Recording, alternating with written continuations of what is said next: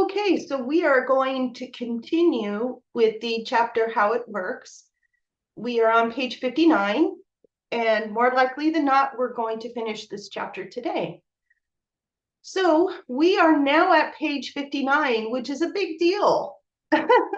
It's exciting because if you can remember from the very first big book study session, we said things like step one does not appear on page one of the big book, right? And from the beginning of the book until now is considered the investigation. So here we are, you made it. Great. We are looking at the steps on page 59.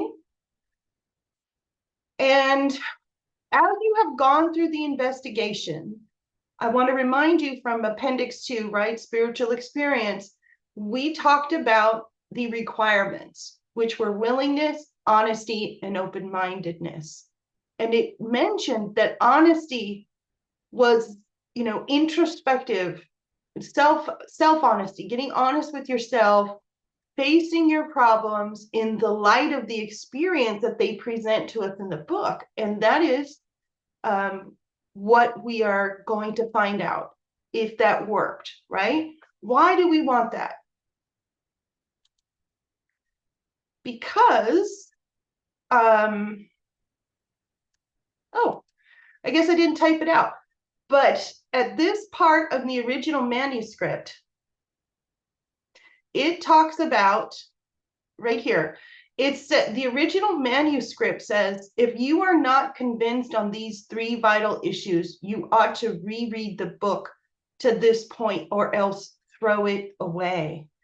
So that's a really, really big deal, right? And we know that when we get to step 3, we're going to talk about more about being convinced.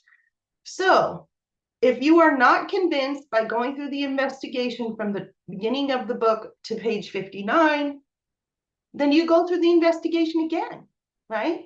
You get convinced by going through the investigation. You get convinced by continued drinking and using, which we hope you don't do. But that's the other way that you get beaten into a state of reasonableness. Okay. So many of us exclaimed, what an order, I can't go through with it. Do not be discouraged. No one among us has been able to maintain anything like perfect adherence to these principles. We are not saints. The point is that we are willing to grow along spiritual lines. The principles we have set down are guides to progress. We claim spiritual progress rather than spiritual perfection.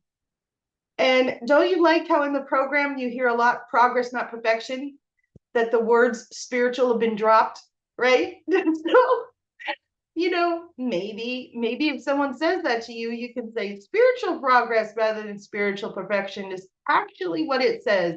And why is that important? Because we have so many people saying, I don't like the spiritual part of the program. Okay, so practicing step 12 embodies all of the steps, right? It says practice these principles in all of our affairs. We are reminded of page 19, the first paragraph, that an elimination of our drink is but a beginning. A much more important demonstration of our principles lies before us in our respective homes, occupations, and affairs, right?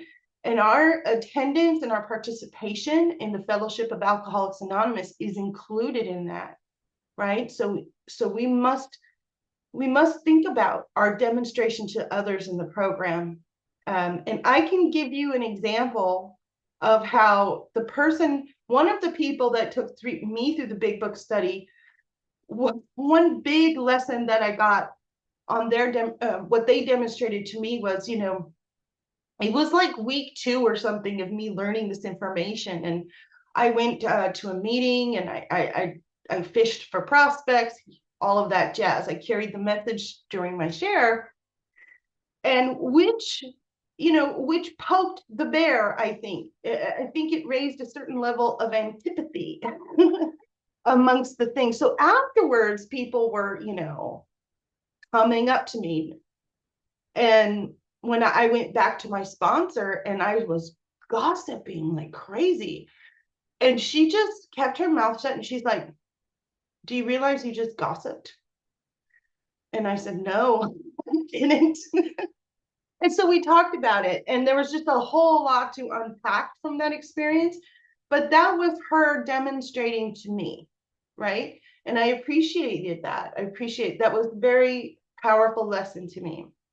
So, what are the principles embodied in our steps that we are practicing, that we are demonstrating, right? If you can boil it down to three core principles, here they are: altruism, which is unselfish, constructive action for others, unselfishness, right?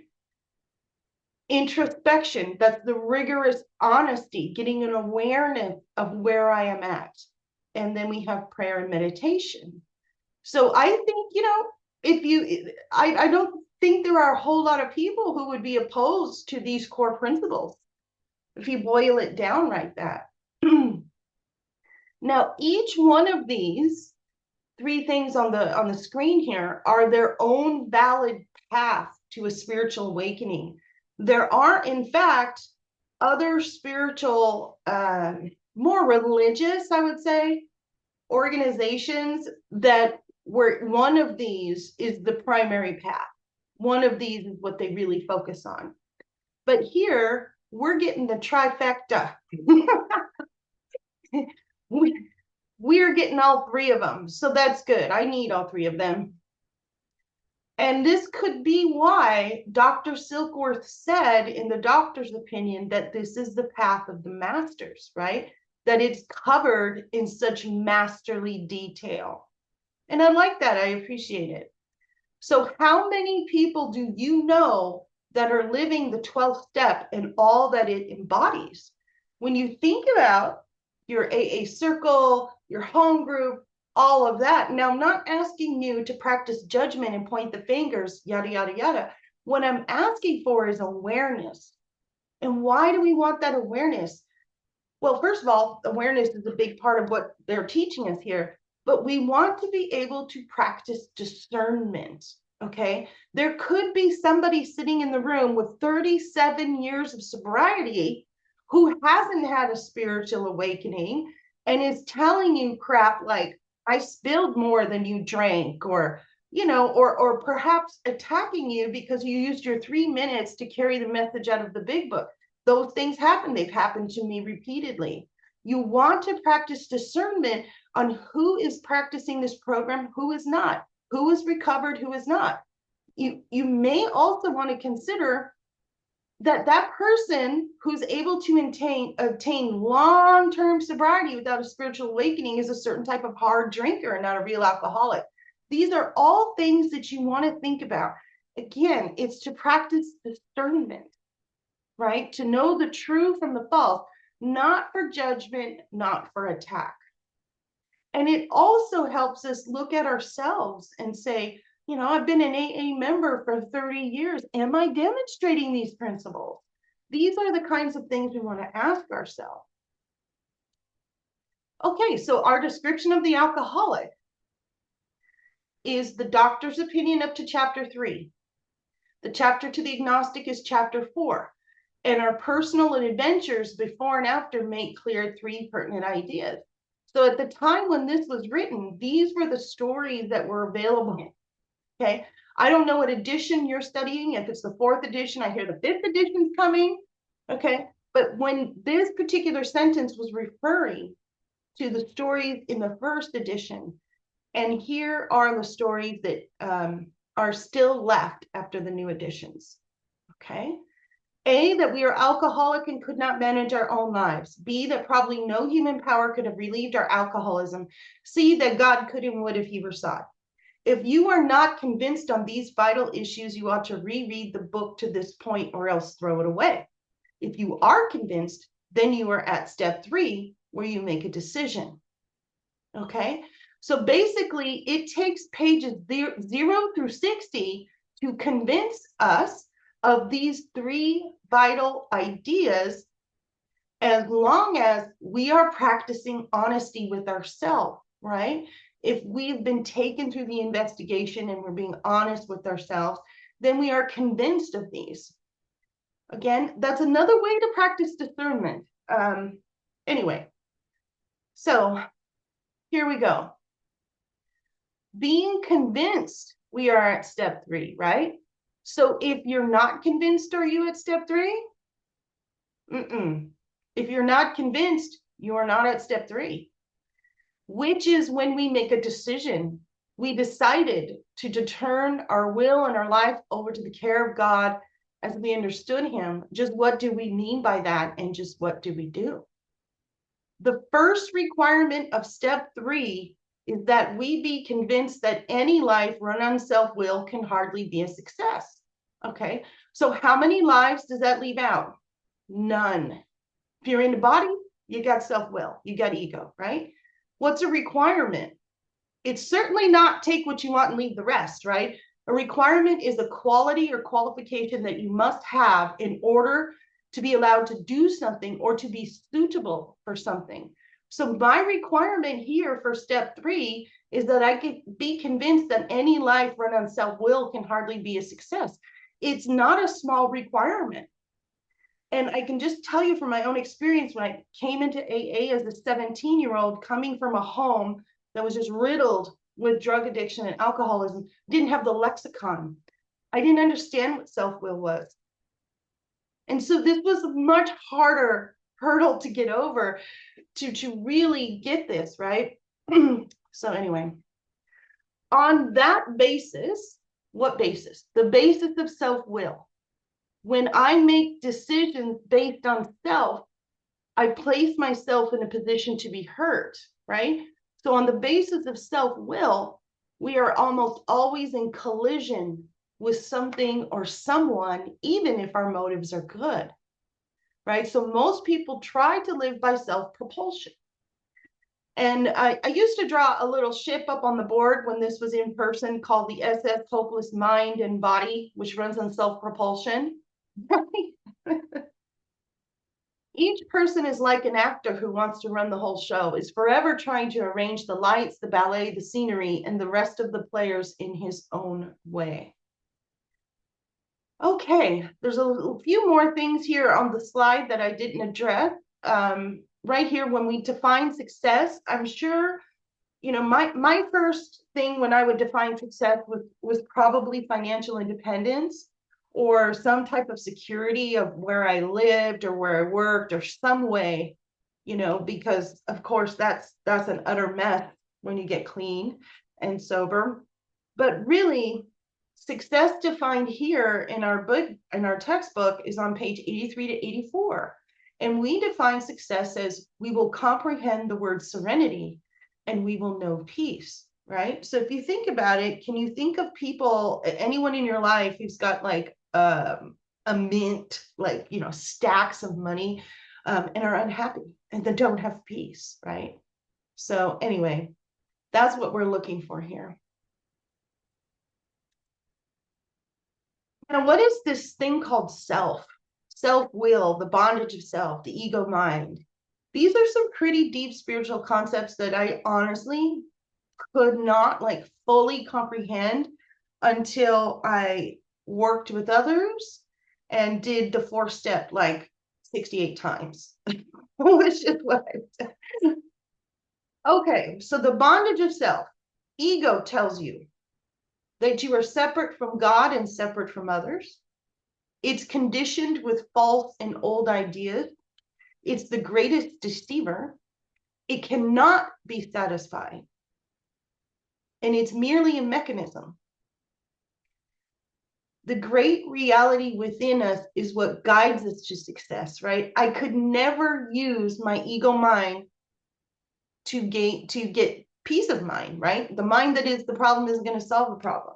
I could never use my ego mind to solve my problems. My life was totally unmanageable. So what we want to do is transcend that ego mind and start guiding our life by the 6th sense, right? The great reality within, the all-knowing. So The other thing here is that we know from page 47, when we define our spiritual definitions, humility is on there. We know that there are multiple definitions of humility. So you want to just look a bunch of them up and find one that you're going to adapt and claim as is your definition. Here is mine, which I got from someone else. But humility to me is the awareness of the error of basing your life on the guidance of the ego mind, right? Which really aligns with the first requirement of step 3. I can see that when I make decisions based on self, that I hurt myself and I hurt others, and my life is unmanageable. I don't want to live that way anymore. I need I need manageability. I need peace of mind, right? So there we go. We are talking still about on page 61. So his arrangements would stay put if only people do as he wished. The show would be great. Everybody, including himself, would be pleased. Life would be wonderful. And in trying to make these arrangements, our actor may sometimes be quite virtuous. He may be kind, considerate, patient, generous, even modest and self-sacrificing. Oh, on the other hand, he may be mean, egotistical, selfish, and dishonest. But as with most humans, he is more likely to have buried traits. So, well, what usually happens? Well, the show doesn't come off very well, right? Check your experience. He begins to think that life doesn't treat him right. So he decides to muscle up more willpower and to exert himself more. He becomes on the next occasion still more demanding or gracious, as the case may be. Still, the play does not suit him. Admitting he may be somewhat at fault, he is sure that other people are more to blame. He becomes angry, indignant, self-pitying. What is his basic trouble? Is he really not a self-seeker even when trying to be kind? Is he not a victim of the delusion that he can wrest satisfaction and happiness out of this world if he only manages well? Is it not evident to all the rest of the players that these are things he wants? And do not his actions make each of him wish to retaliate, snatching all they can get out of the show? Is he not, even in his best moments, a producer of confusion rather than harmony? Well, our actor is self-centered and egocentric, as people like to call it nowadays. He's like the retired businessman who lolls in the Florida sunshine in the winter, complaining of the sad state of the nation. The minister who sighs over the sins of the 20th century. Politicians and reformers who are sure all would be utopia if the rest of the world would only behave. The outlaw safecracker who thinks society has wronged him, and the alcoholic who has lost all and is locked up.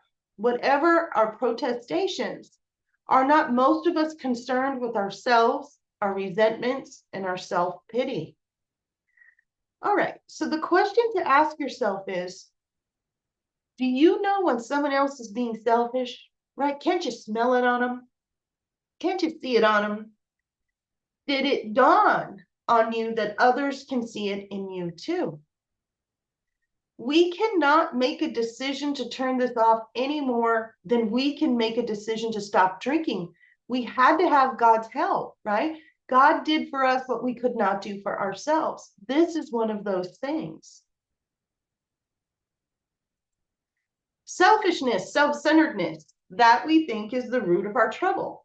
And remember from the first part of our study where it talked about altruism, right? And altruism is the solution. Unselfish, constructive action for others, right? The opposite of the problem. Makes sense. Driven by 100 forms of fear, self-delusion, self-seeking, and self-pity, we step on the toes of our fellows and they retaliate. What is the first requirement of step 3? Being convinced that any life run by this can hardly be a success, right? If these 4 horsemen are running the show by being driven by fear, self-delusion, self-seeking, and self-pity, that's not going to work. That's unmanageable.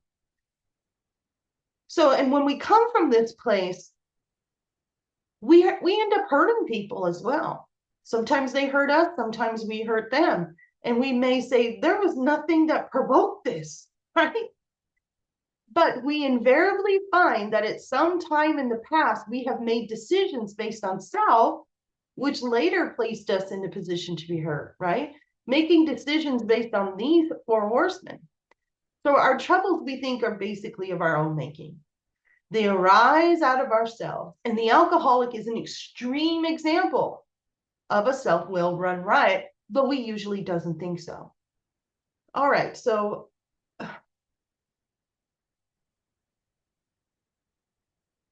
relying on self-will causes us pain. If we could get rid of this, then we would be in joy.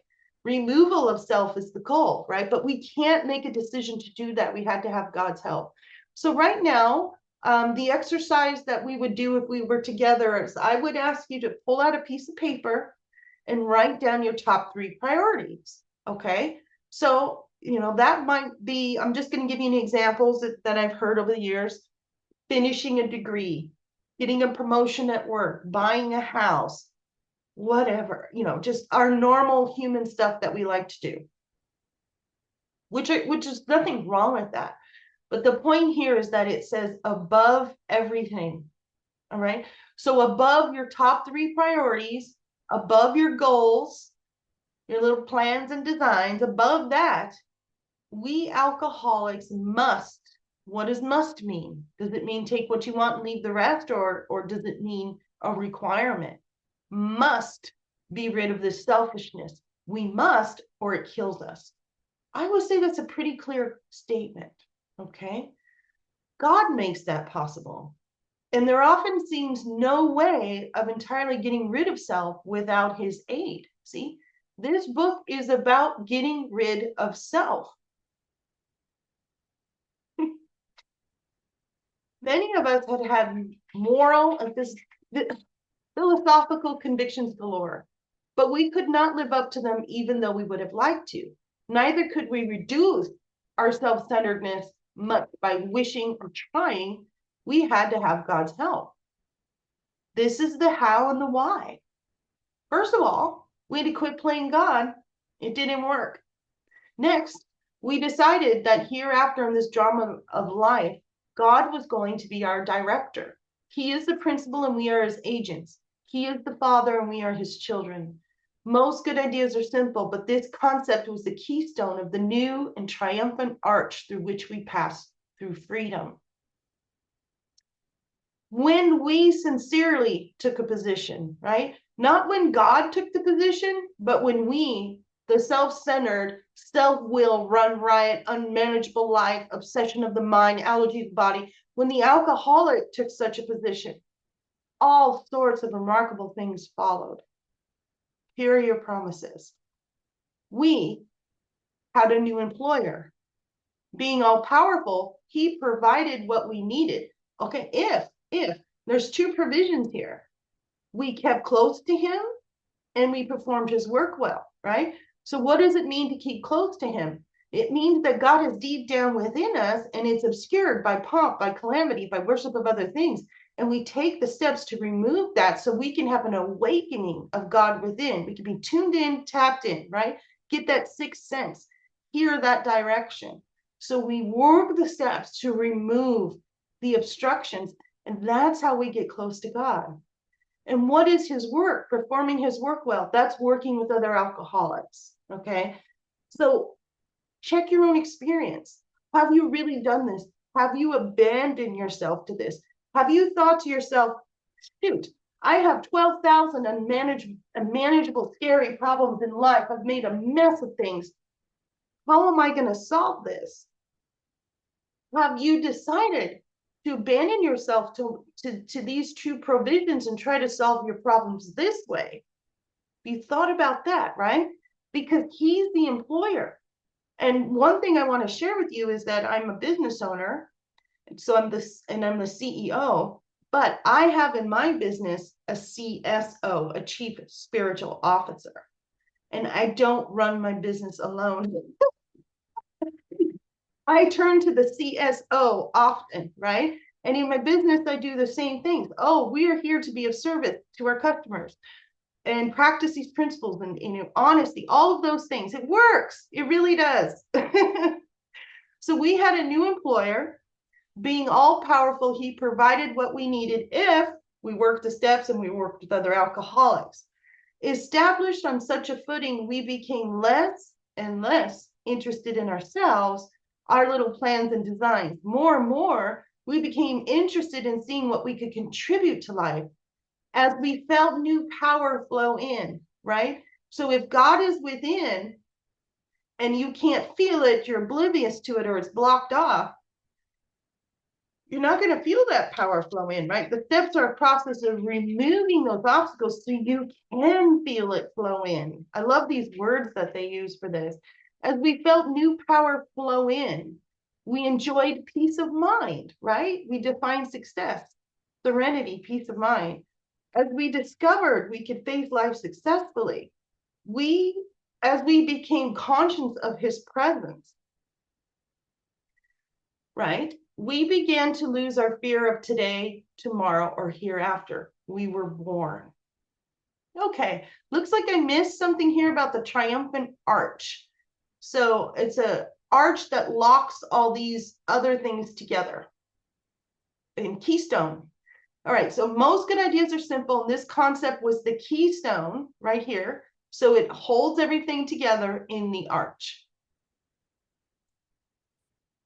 All right, so if you are convinced of A, B, and C, then we are now at step 3. If you're not convinced, you go back through the investigation. We are now at step 3, where many of us said to our makers, we understood him, God, I offer myself to thee, to build with me and to do with me as thou wilt. Relieve me of the bondage of self, that I may better do thy will. Take away my difficulties, that victory over them may bear witness to those I would help of thy power, thy love, and thy way of life. May I do thy will always. We thought well before taking this step, making sure we were ready, that we could at last abandon ourselves utterly to him. We found it desirable to take this spiritual step with an understanding person, such as our wife, best friend, or spiritual advisor. But it is better to meet God alone than with one who might misunderstand.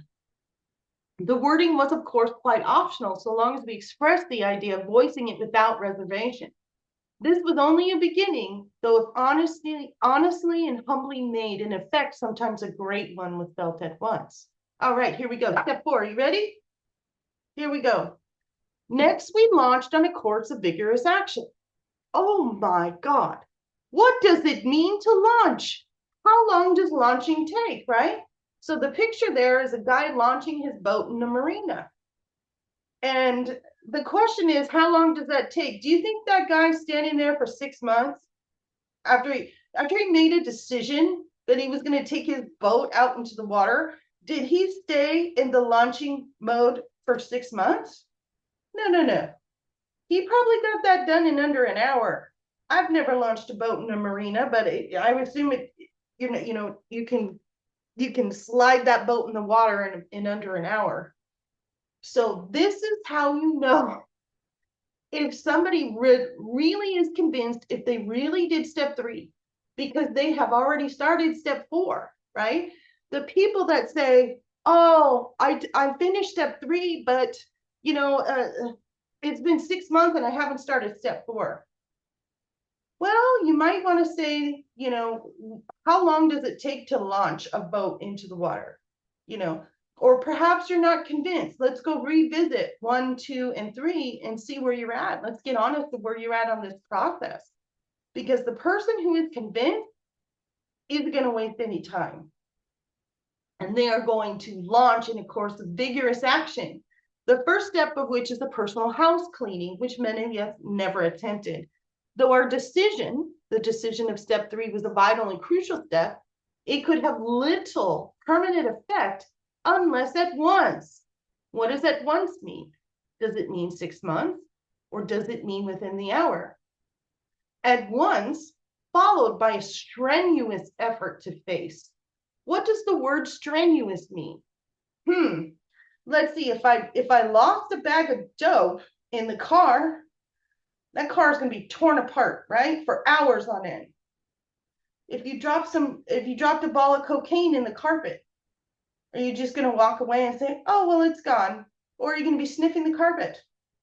Okay. Strenuous. What is strenuous exercise? It might be like a 7-day bike ride. Uh, you know, strenuous effort to face and be rid of the things in ourselves which have been blocking us. Our liquor was but a symptom, so we had to get down to causes and conditions. Therefore, we started upon a personal inventory. This was step 4. A business which takes no regular inventory usually goes broke. Taking a commercial inventory is a fact-finding and fact-facing process. It is an effort to discover the truth about the stock in trade. One object is to disclose damaged or unsaleable goods and to get rid of them promptly and without regret. If the owner of the business is to be successful, he cannot fool himself about his values. Well, we did exactly the same thing with our lives. We took stock honestly. First, we searched out the flaws in our makeup, which caused us failure. Here's step 3, first requirement, step 3. Being convinced that self, manifested in various ways, was what had defeated us, we considered its common manifestations, right? So are you convinced that self is the problem, right? You might want to review these 2 pages. The mind that is the problem can't solve a problem. It's not going to say to you, I'm happy to assist you in its own destruction. In fact, it's going to fight you all along the way. It's going to say, don't go this way. You're going to lose your identity. Or another thing it likes to do is tear down the messenger. Right? We're carrying the messengers around here in this program are just messengers. We're all carrying the message, right? So this is our chance now. This is our chance to really get some ease and comfort, to really heal, to get some peace of mind. And we're going to do that in a way that could be summed up as drop what you're not and wake up to what you are, right? I'll give you some more examples as we go through the 4 steps. Resentment is the number 1 offender. All right. So resentment is a mix of bitterness, disappointment, anger, and fear. Anger and resentment are different. Okay. Resentment is bitter indignation at having been treated unfairly. Anger is a strong feeling of annoyance, displeasure, or hostility. I thought that was interesting. I thought they were very much the same. So resentment, the number 1 offender, it destroys more alcoholics than anything else. And from it stem all forms of spiritual disease, where we have not only been mentally and physically ill, we have been spiritually sick. And once the spiritual malady is overcome, we straighten out mentally and physically. Isn't that interesting? Isn't that interesting? No one ever really says that, right? So if I'm not doing well mentally and physically, perhaps I approach that through spiritual wellness, right? And in the case of the alcoholic, it's actually mandatory. So in dealing with resentments, we set them down on paper. We listed people, institutions, or principles with whom we were angry. We asked ourselves why we are angry, right? Why do I have a strong feeling of annoyance, displeasure, or hostility against this person? In most cases, we found it was our self-esteem, our pocketbooks, ambitions, or personal relationships. Okay, so we're gonna make the 4-step easy for you, not overcomplicate it. Column 1 is people, institution, or principles. Column 2, what did they do? You just write down a little bit to jog your memory for the 5th step. Now remember, this could be real or imagined. Column 3, why were we angry? And we have these 6 things of what we can say. All right. So on our grudge list, we set aside opposite each name our injuries. Was it our self-esteem, our security, ambitions, personal or sex relations that had been interfered with? We were usually as definite as this example. So here's the example that we have right on page 65. The 4th column instructions appear on page 67 on the 2nd paragraph, and they say, where had we been selfish, dishonest, self-seeking, or frightened? and it's not in the big book, but what if you could add a fifth column, which I found to be very powerful? What sort of beliefs did my ego form as a result of this situation, right? So personally, when I was very young, I lived in a home with drug addicts. Lots and lots of domestic violence was happening. And these are the kind of things that my childish mind concluded as a result of that day-to-day violence, that I'm not lovable, that I'm not safe, and that maybe I must be stupid, because why would they say that to me? I'm 5 years old, 5 years old. So these are the type of beliefs that my little mind came with out of that trauma. And these beliefs continue to drive me until I got freedom from working these steps, right? So when I make a decision based on self that later placed me in a position to be hurt, right? I'm not lovable. If my belief is that I'm not lovable, I'm gonna end up in a messed up relationship and in a position to be hurt. That happened. Okay. So when they say self-surrender is indispensable, or any life run on self-will can hardly be a success, it was utterly clear to me after I did these columns, especially the fifth column, where I can see the kind of false beliefs that were driving me. So we went back through our lives. Nothing counted but thoroughness and honesty. When we were finished, we considered it carefully. The first thing apparent was that this world and its people were often quite wrong. To conclude, meaning the final determination that others were wrong, was as far as most of us got. The usual outcome was that people continued to wrong us and we stayed sore. Sometimes it was remorse, and then we were sore at ourselves. So you might want to put yourself on the list. But the more we fought and tried to have our own way, the worse matters got. As in war, the victor only seemed to win. Our moments of triumph were short-lived. It is plain that a life which includes deep resentment leads only to futility and unhappiness. And futility means it does not work. It feels awful. I was forced to turn left because I couldn't turn right? No freedom. The awakened person is the only one that has freedom. To the precise extent that we permit these, do we squander the hours that might have been worthwhile. But with the alcoholic whose hope is, right, they're going to define hope for us. Hope is the maintenance and growth of a spiritual experience. This business of resentment is infinitely grave. Okay, so here we have the definition of hope. Is the hope you carry in your message to the newcomer on experience, strength, and hope, right? So when you're sharing your experience, strength, and hope, are you talking about your spiritual experience? For when harboring such feelings, what feeling? Feelings of resentment, we shut ourselves off from the sunlight of the experience, sunlight of the spirit, right? God is deep down within. We got the obstacles, calamity, pomp, worship of other things, right? That means we're not tuned in and tapped in.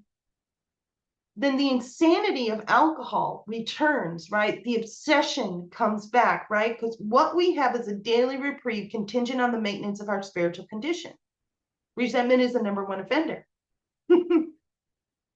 So once that number one offender is in, my spiritual condition worsens.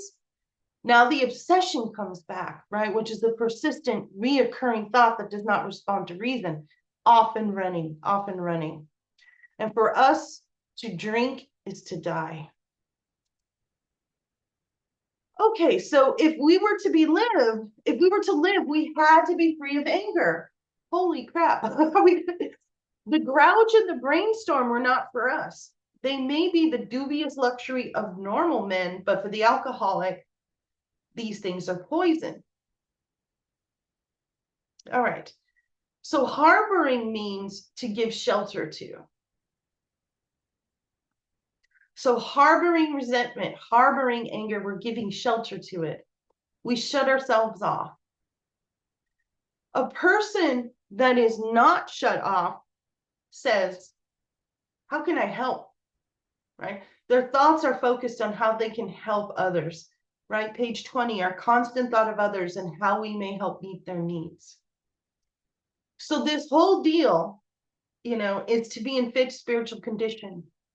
And the question to ask yourself is, who's going to die first? The alcoholic that's harboring anger and resentment, or a person who is HIV positive? Well, 9 out of 10 times the alcoholic will die first. Power to kill, right? Somebody does you wrong, does you dirty, says all these horrible things to you. They're giving you a whole shot of anger and resentment. So we have to master this business of resentment and anger, or we die. All right. So let's go back over to this slide. This slide. And it talks about, if we're resentful at so-and-so. So this column one's all going to be different. Just have a bunch of different names on it. The cause is column 2 is all going to be different. It's just like describing really short an event. Column 3, there's going to be a lot of repetition, right? And column 4 is going to be extremely repetitive. It's selfish, dishonest, self-seeking, or frightened. So if you cover up the first columns, you see it's the same stuff getting hit over and over again. So I like to think of it as like I have these buttons on me, right? And they talk about and without being able to master these steps, to be able to write out columns and be committed to doing this work all the time, I'm walking around with buttons that anybody can push at any time and piss me off. Right now I'm harboring anger and resentment, and it's a very dangerous place for an alcoholic.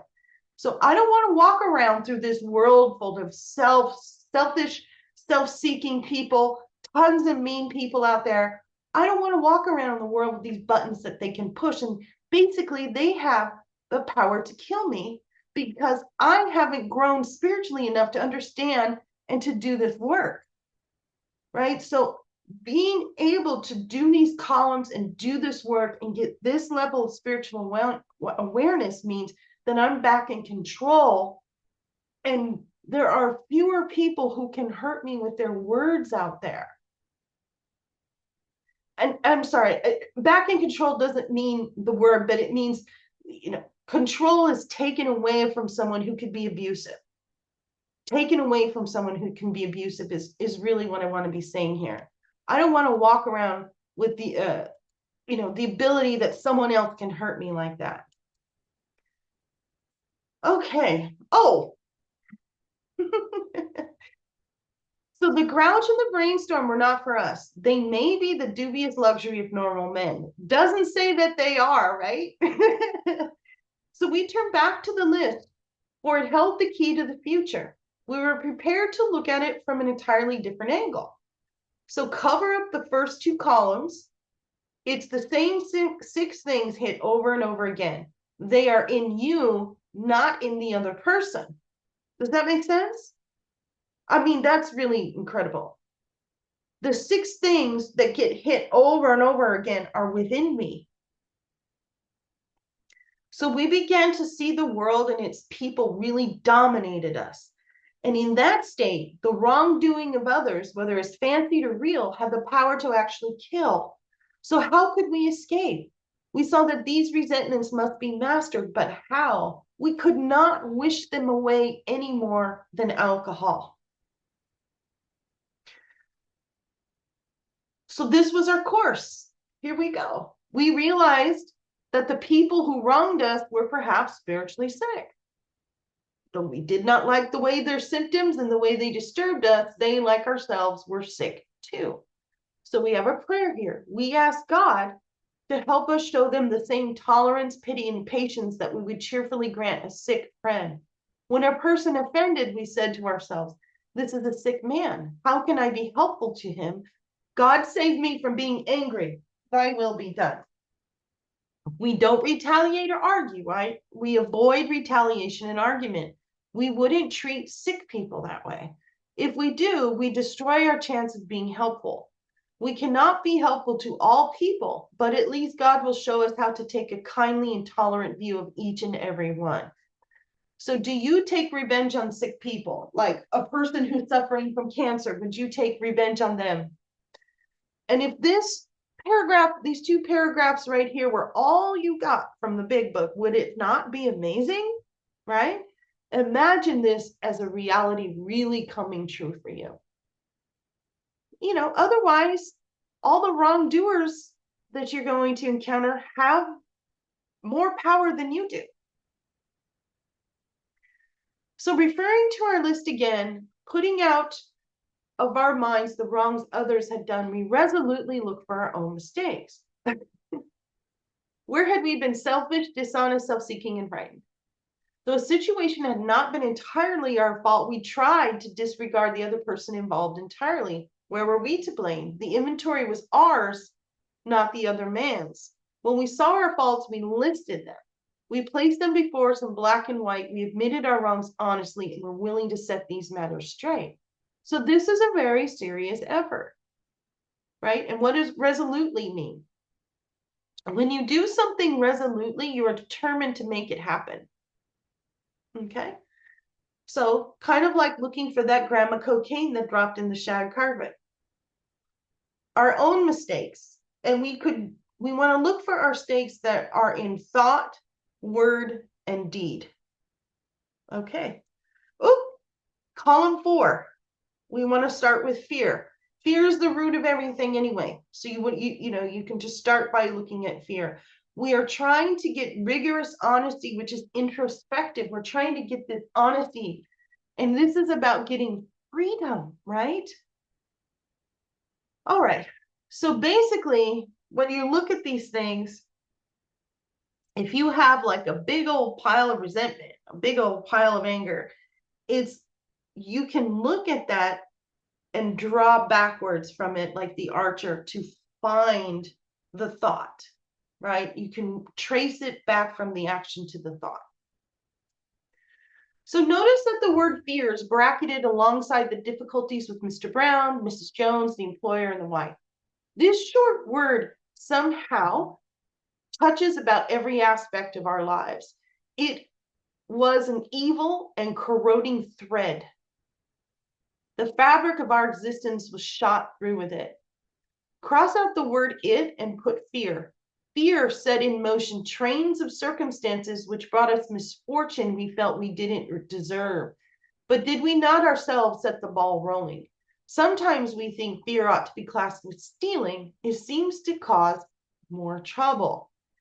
So Dr. Carl Jung said the ego mind is a manifestation of fear, right? We want to be like Indiana Jones when he had faith and feared, he was going to drop down that huge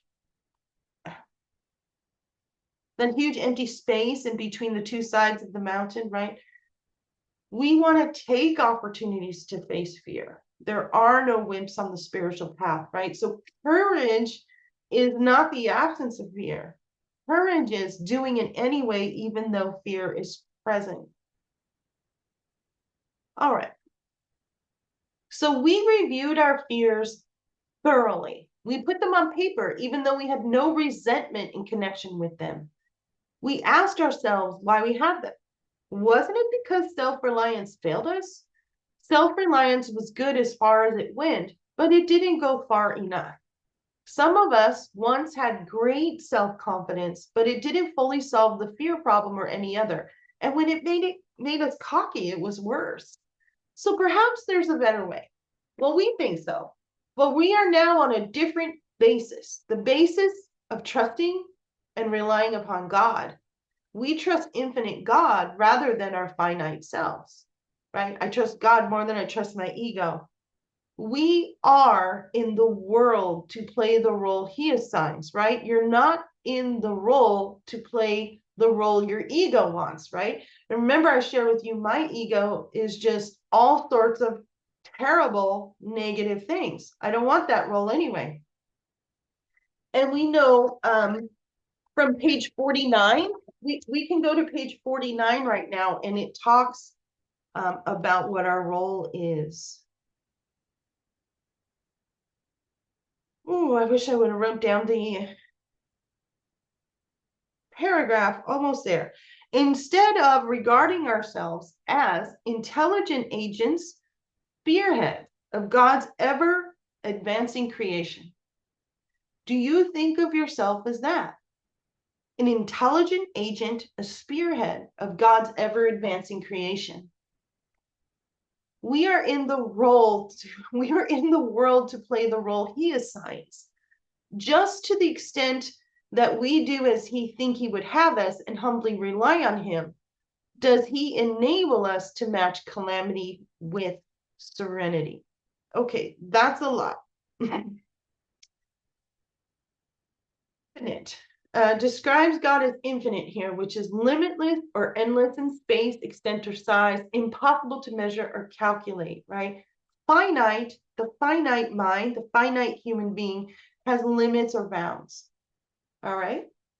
So here are some, we're talking about our fear inventory. So here are some ideas you can start for your fear inventory. Do you have fear around working with other alcoholics? Well, check your own experience. Things that you're ashamed of, if anyone would find out. Your sexuality, being alone, the economy, global warming, politics, right? Health, death.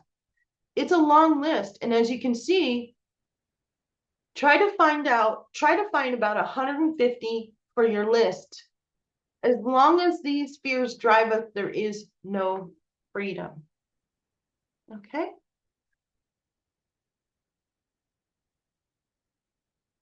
Here's our fear prayer. We never apologize to anyone for depending upon our Creator. We can laugh at those who think spirituality the way of weakness. Paradoxically, it is the way of strength. The verdict of the ages is that faith means courage. All men of faith have courage. They trust their God. We never apologize for God. Instead, we let him demonstrate through us what he can do.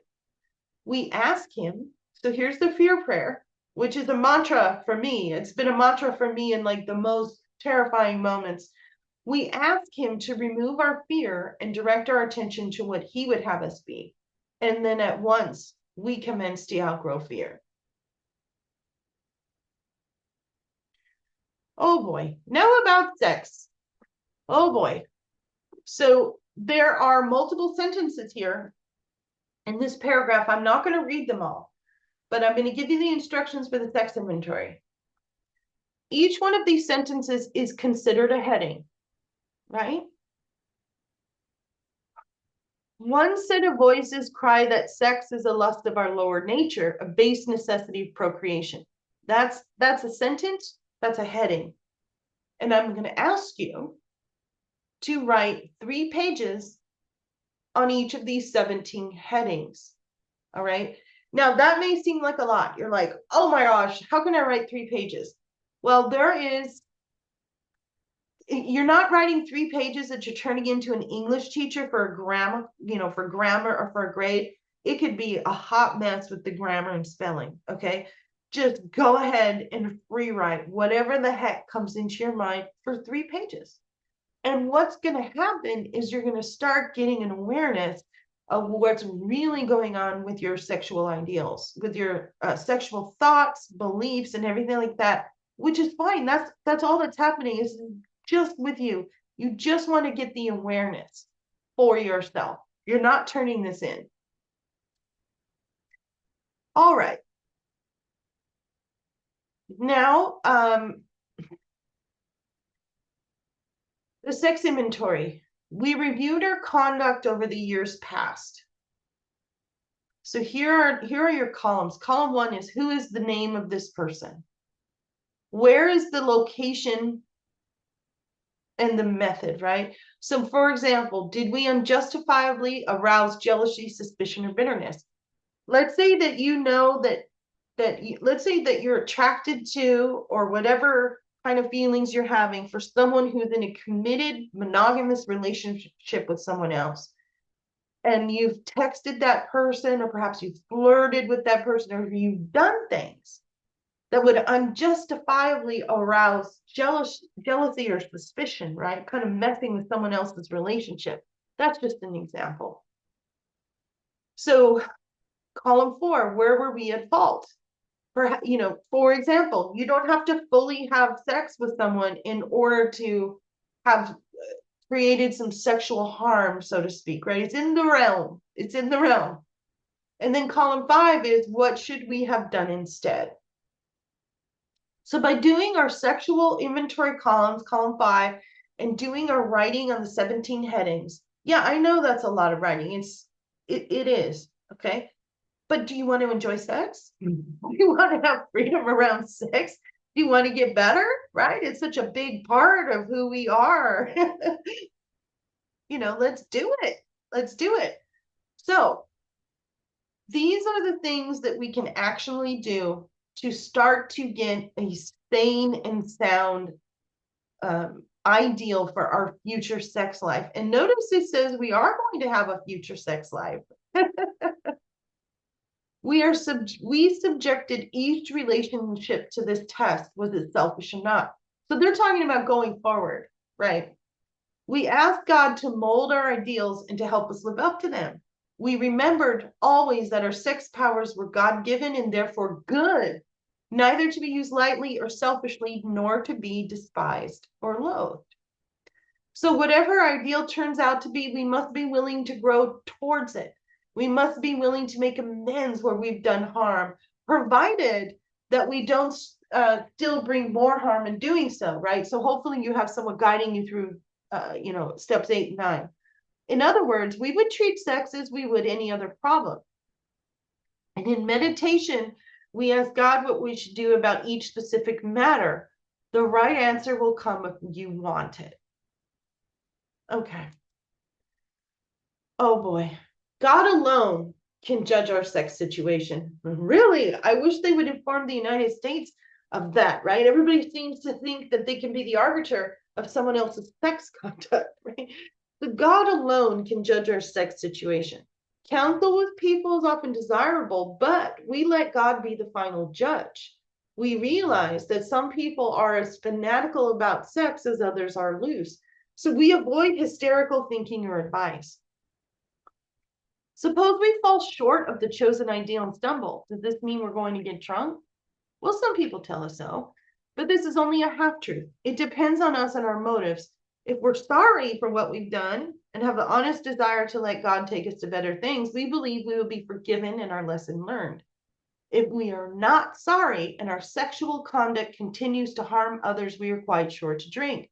So there you go. That's a reason for relapsing. How often do you hear people say this when they return to AA after a relapse? I can't think of one, right? So these are reasons why we get drunk. Notice it, but the number one reason that I hear is, oh, I stopped going to meetings. Okay, but let's dig a little bit deeper. Did your sexual conduct hurt someone? Were you sorry for that? Did you try to clean it up? Did you stop doing it?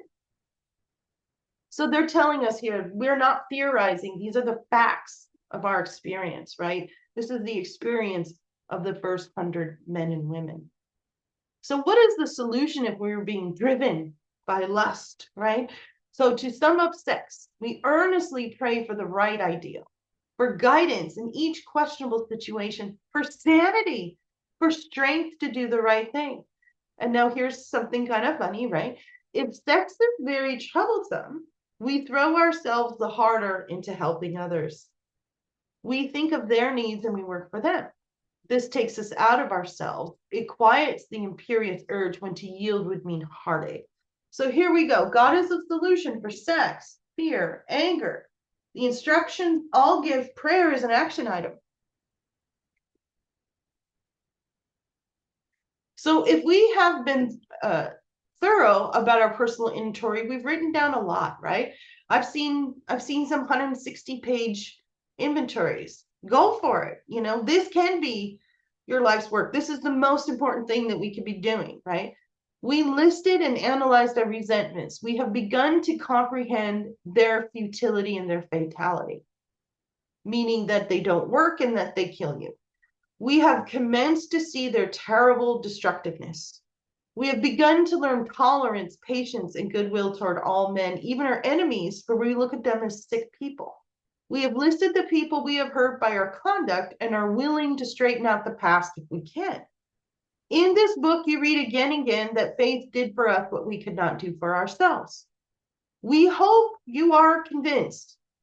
There's that word again, convinced. We hope you are convinced now that God can remove whatever self-will has blocked you off from him.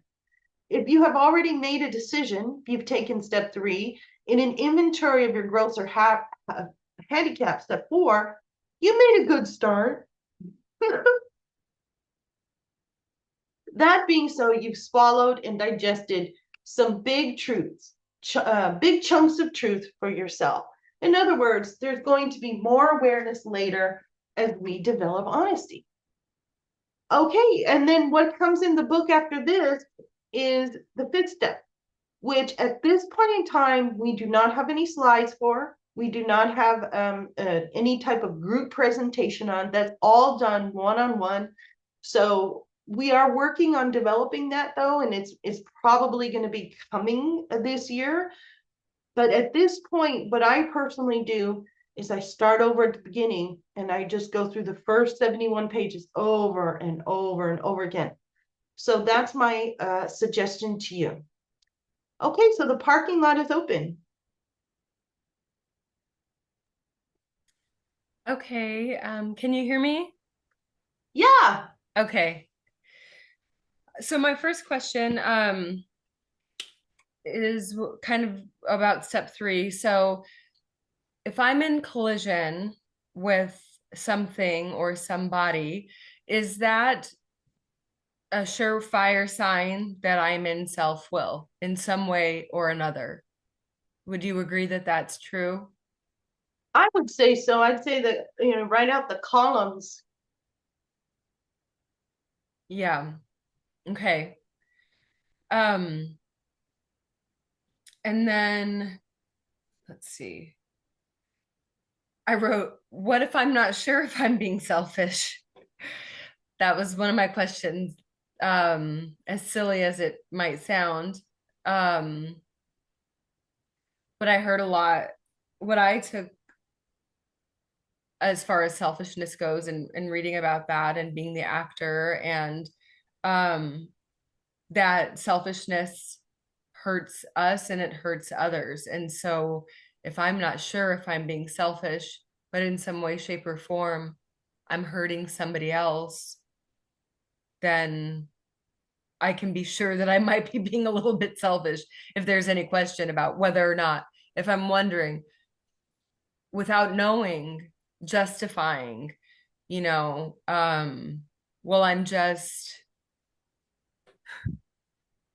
in relationship, for example, I'm just stating a need. I'm stating a want. I am stating a something. Um, but if in doing so that's causing somebody else harm, then the question that I'm asking is what if I'm not sure if I'm being selfish? Then I might be being selfish. Are you following me here? Yeah, I understand what you're saying, and it gets kind of confusing because in relationships we have expectations of certain needs being met, right? Right, So what we're talking about here, as far as is being in fit spiritual condition. So right, let's say that let's say that you have an annoyance or an anger with another person. That's like it, and it's bothering you from day to, that goes on the 10th step. That goes on the 10th step. And we right, we keep the other person's fault out of it. I mean, unless of course there's bodily danger, then we need to address that. But if there's right, no bodily danger, then we can only look at what our part of the street, keeping our part of side of the street clean. Sorry. right, right. And that would be the column of like what the thing, right? Like the person, the thing, um, which leads me to another question. But the problem, the thing, and then it all, and then what it affects, and that's all about me, right? Is that what you're talking Mm-hmm. about? Yes. Mm-hmm. Yeah. Um, so the mind that is the problem cannot solve the problem. And so then I am parking lot question. So then I guess God would be the one that would solve the problem. My mind created a bunch of problems and I'm beyond human aid.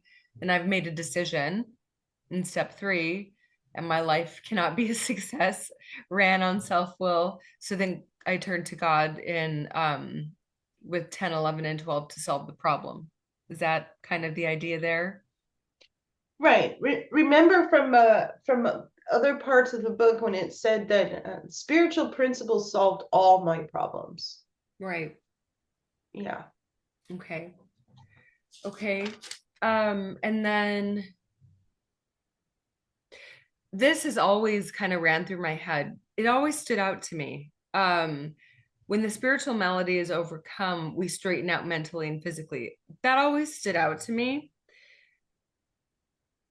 The question, so I'm hoping that as of late, I have been mentally sometimes down in the dumps.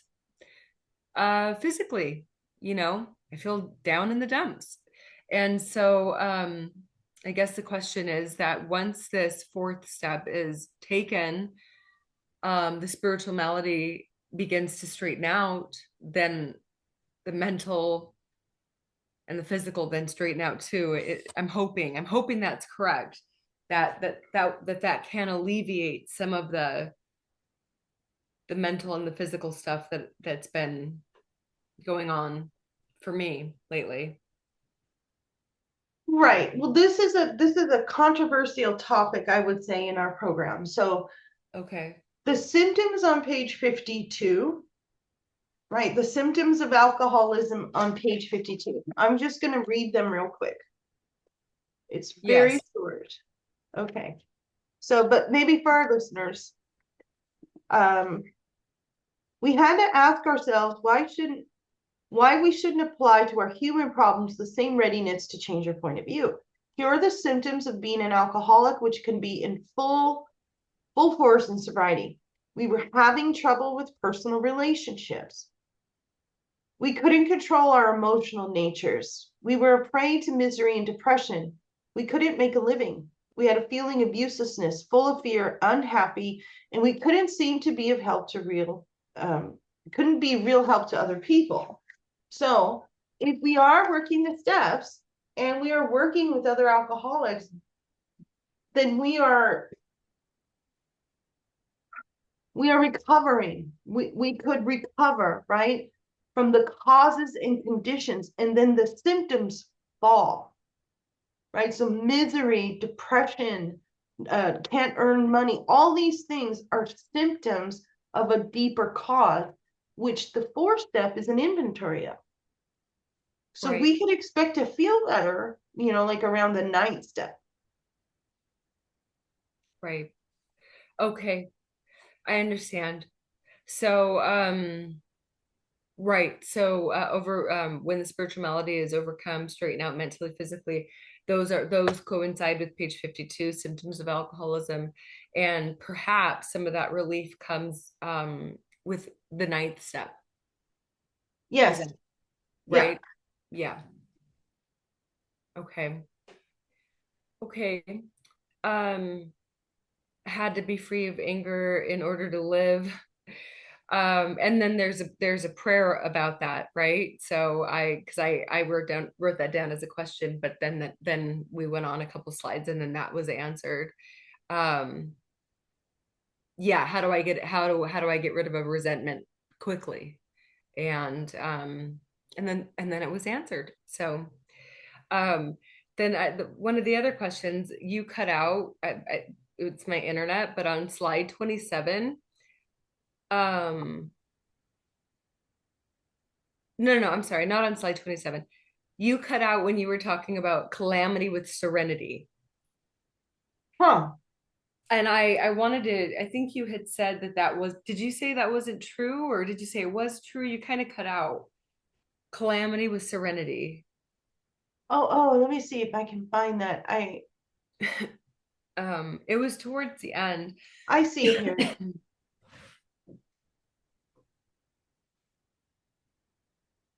So okay. That's it right there. He does enable us to match calamity with serenity, the last sentence. And then you had said something, but you cut out. Okay. Do you remember what you said? You might not. Probably not. But here it says he enables us to match calamity with serenity. And the enabling us means, we receive that information through the sixth sense, which is talked about in the 11th step, right? Right. Right now, we experience the world with the five senses, but the big book promises a sixth sense. And Right. then this is how we receive information and direction from him.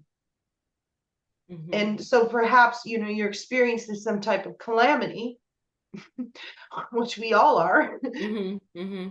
And so how does he enable us to have peace of mind or serenity around that calamity? Through the sixth sense, through the working of our steps, Mm-hmm. not through a blackout. Right. Right. No. No, No. it doesn't work. No, it doesn't. It makes it quite worse. Um, okay, and then one last question, just about being in self-will.